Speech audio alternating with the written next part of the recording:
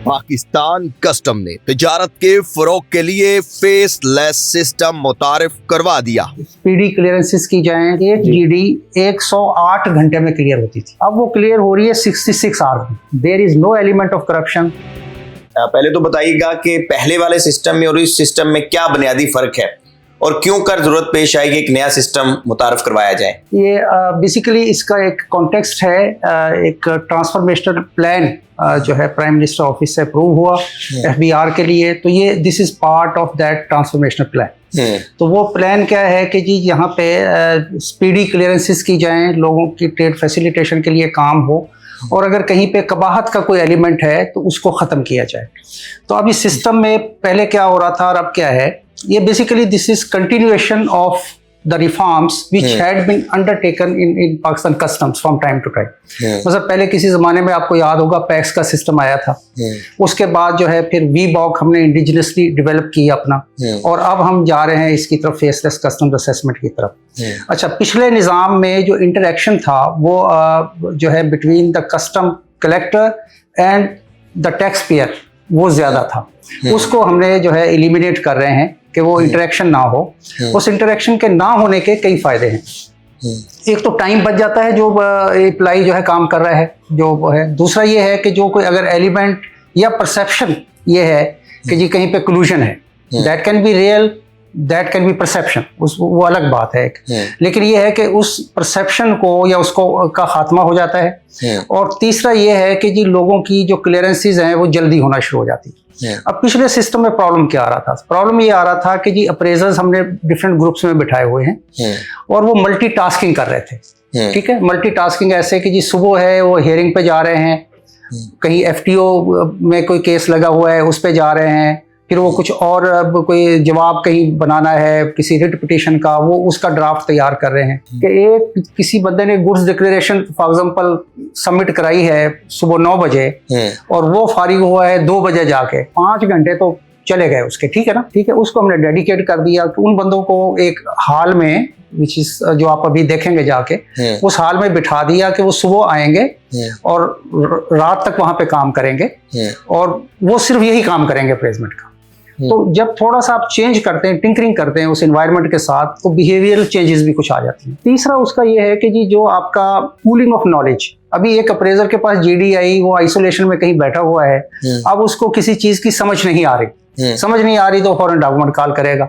अगर document call करेगा तो टाइम जो है वो बढ़ जाएगा। ठीक है, अब वहां पे 60-70 बंदा एक जगह पे बैठा हुआ है, तो that is a type of pooling of knowledge. तो उसका रिजल्ट ये होगा कि वो ट्रेड फैसिलिटेशन जो है उससे इंक्रीज होगी। अच्छा जमील साहब, पहले हमने देखा कि जो पहले जीडीज आती थी क्लासिफाइड थे अप्रेजर्स। फॉर एग्जांपल अगर किसी को मशीनरी की जीडी आ रही है तो क्लासिफाइड है मशीनरी के लिए अप्रेजर्स, कोई कपड़े के लिए आ रहा है कपड़े की क्लासिफाइड है। तो अब आपने सारे ही एक जगह बिठा दिए एक साथ, उनमें से बहुत सारे ऐसे होंगे जीडी आ रही है, आगे अगर कोई ना तजर्बाकार अप्रेजर होता है तो खदशा है कि वो ना चाहते हुए भी फेवर दे देगा। ज्यादा बंदे बढ़ा दिए हैं तो वहां पे जो मैंने पहले जैसे अर्ज किया कि पूलिंग ऑफ नॉलेज है जी, तो वो उससे जब एक ट्रांसमिट करेगा नॉलेज या skills from one to the other appraisers, तो ये लर्निंग बाय डूइंग, ये कुछ ही अरसे में वो सारे लोग इसको समझ जाएंगे, कोई इस तरह इशू नहीं है कि उसको पता था कि ये कपड़े की जीडी है तो ये इस तरह से मैंने असेस करनी है, वो जल्दी असेस कर देगा। दूसरा ये हो सकता है कि रेवेन्यू कंप्रोमाइज हो सकता है, कुछ असेस नहीं करना आ रहा, वो तो मशीनरी का काम करता था, कपड़ा उसे असेस नहीं करना आ रहा। तीसरी पॉसिबिलिटी ये हो सकती है कि जी वो उसे चूंकि असेस नहीं करना आता, he can penalise by his action the importer, over assess कर देगा। टाइम है, पहले ऑन एवरेज एक जीडी 108 घंटे में क्लियर होती थी, अब वो क्लियर हो रही है 66 आवर में। रेवेन्यू का बिफोर एंड आफ्टर अगर हम एनालिसिस करें तो जो कस्टम ड्यूटी थी वो हमने पहले जो 10 दिन इससे पहले थे वो कलेक्ट की थी 32 बिलियन। ठीक है, जब ये सिस्टम आया तो हमने कलेक्ट किए 34.2 बिलियन 10 दिन में। तीसरा टोटल रेवेन्यू अगर हम देखें तो पहले हमने कलेक्ट किया था 10 दिनों में 102 बिलियन, अब कलेक्ट किया 116 बिलियन। 3 मैकेनिज्म्स हैं जिनके थ्रू वी आर मॉनिटरिंग। एक मैकेनिज्म है, इसके अंदर हमने टीम्स बना दी हैं, वो टीम्स जो आपकी जो कुछ नंबर ऑफ जीडीज उनके पास चली जाएंगी और वो उसको रिव्यू करेंगे। दूसरा इसका है कि जी इसमें से certain percentage of the GDs system खुद फेंक रहा है प्रिंसिपल अप्रेजर को। तीसरा इसका है जो पोस्ट रिलीज वेरिफिकेशन, वो सारे कलेक्टरेट्स को इंस्ट्रक्शन दे दी गई हैं, वहां पे एक असिस्टेंट कलेक्टर्स बैठे हुए हैं, साथ उनके अप्रेजर वो बाहर बैठे हुए हैं सिस्टम में।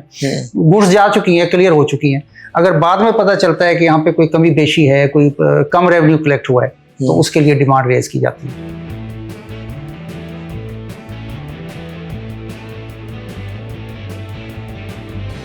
ये कैसे डिसाइड होता है कि ये कंसाइनमेंट रेड में जाएगी, ये येलो में जाएगी, ये ग्रीन में जाएगी? ये ठीक होगा। पूरा डायरेक्टरेट जनरल है, जिसको directorate general of risk assessment बोलते हैं हम।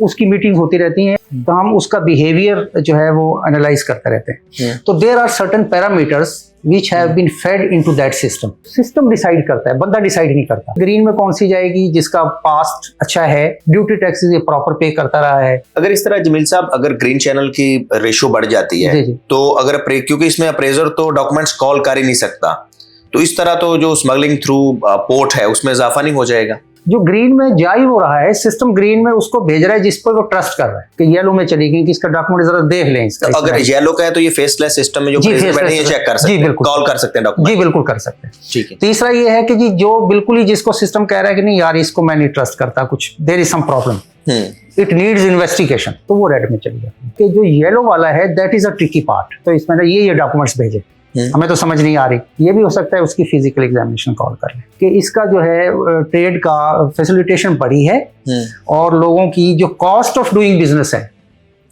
वो रिड्यूस हुई है। और रिड्यूस हुई है फ्रॉम 2 एंगल्स। वन, कि उनका टाइम पोर्ट पे कम लग रहा है। अगर पोर्ट पे एक दिन चीजें खड़ी रहती हैं फॉर नथिंग, तो कॉस्ट ऐड कर रही है ना कुछ जी, ठीक है, उसकी सप्लाई चेन मुतासर हो रही है। दूसरा ये है कि अगर कोई इनफॉर्मल कॉस्ट कहीं पे थी, मैं आपको हरास कर रहा हूँ, हर बंदे पे तो कैमरा नहीं लगा हुआ ना उस तरह से, तो वो कॉस्ट भी अब नहीं है। यानी हमने जो जीडीज इससे क्लियर की हैं इस सिस्टम से, ये जो है 27 तारीख तक 11,055, यानी 11,055 जीडीज में there is no element of collusion, there is no element of corruption, there is no element of interaction. इस सिस्टम के कुछ सारे लोग इसके फेवर में तो नहीं होंगे ना जी। वो लोग ये हैं कि जिनको प्रेफरेंशियल ट्रीटमेंट मिलती थी, चंद दिनों में जिस दिन जीडी फाइल होगी उसी दिन वो असेस होगी, उसी दिन वो क्लियर होगी। तो ये प्रोजेक्ट कब तक रहेगा? अभी तो ये पायलट प्रोजेक्ट ये पायलट प्रोजेक्ट है, but it is a big pilot project इस सेंस में कि ओवर 80% ऑफ द बिजनेस जो है इंपोर्ट एक्सपोर्ट का वो कराची में होता है। अगर कामयाबी से आगे चलता है तो फिर हम इसको रोल आउट कर देंगे बाकी अब कंट्री पोर्ट्स पे भी।